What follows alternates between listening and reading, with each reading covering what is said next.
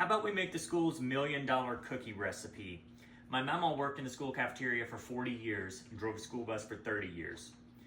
I found this recipe in her handwriting and I thought, well, let's make it. I used to like the school's cookies, so we'll see how this turns out, okay? This makes a lot, so just keep that in mind.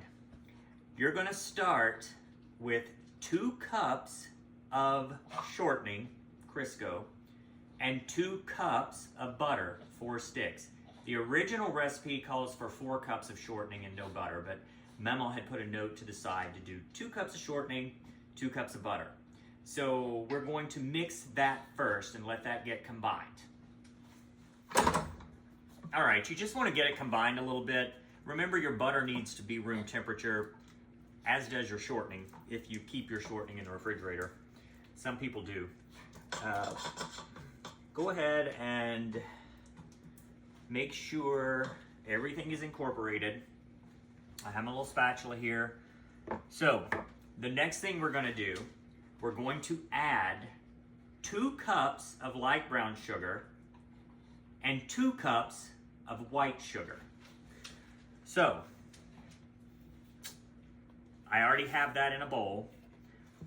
So I'm just gonna put in a little bit at a time and start mixing it.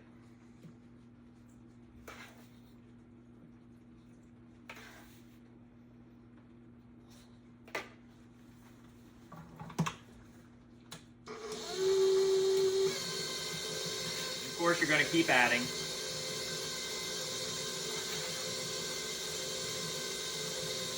Go ahead and let that beat until it's combined well and smooth. We're going to add 4 whole eggs. Sometimes when I do things like this, I put 1 at a time. This time I'm just putting all 4 at once. We'll see what happens.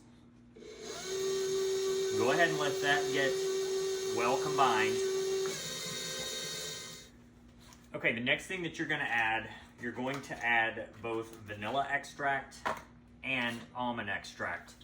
You're going to add 2 teaspoons of each. So 2 teaspoons of vanilla,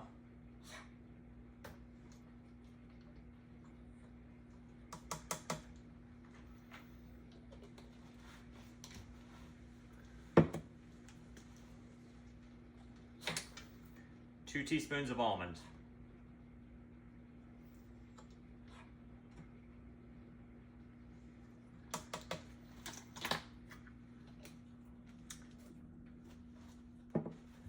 go ahead and give that a stir.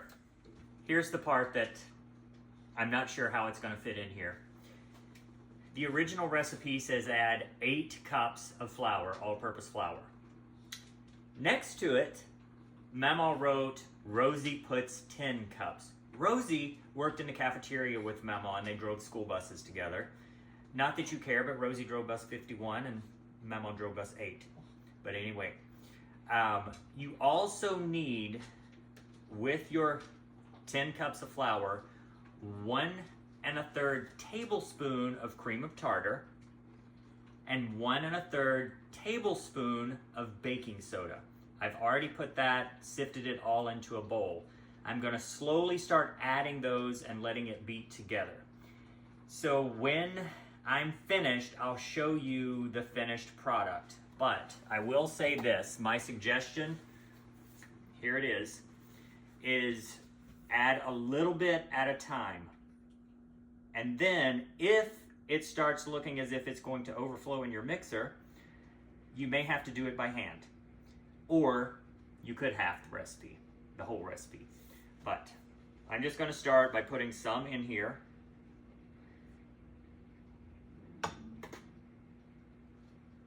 And mixing it. When I'm finished mixing it, I'll show you what the finished product looks like. I'll be back. Okay, so go ahead now that you see what it looks like, go ahead and chill this for an hour. I'm gonna put mine in some plastic wrap, saran wrap, whatever you wanna call it, maybe even a bag, a gallon bag, and let it chill in the refrigerator for about an hour, and then I'll be back. So I wanted to show you what it looks like after I patted out the dough and made the cookies before I put them in the oven.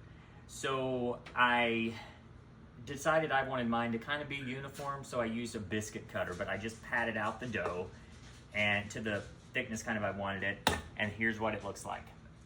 It's going to go in the oven at 350 for at least 10 minutes, and then kind of look at it and you can kind of gauge whether you think it's done or not. I'll show you the finished product in a little bit. And here are the finished products. You see they do kind of touch each other, but you can just use a spatula or something and go right between it, cut them apart, and they won't break. Mammaw's recipe for the school also said sometimes they put nuts in it. I didn't put any nuts in it. If I remember correctly, sometimes Rosie put raisins in it even, but I didn't want to put any of that. But you could put that if you wanted to. So if you try it, I hope you enjoy it.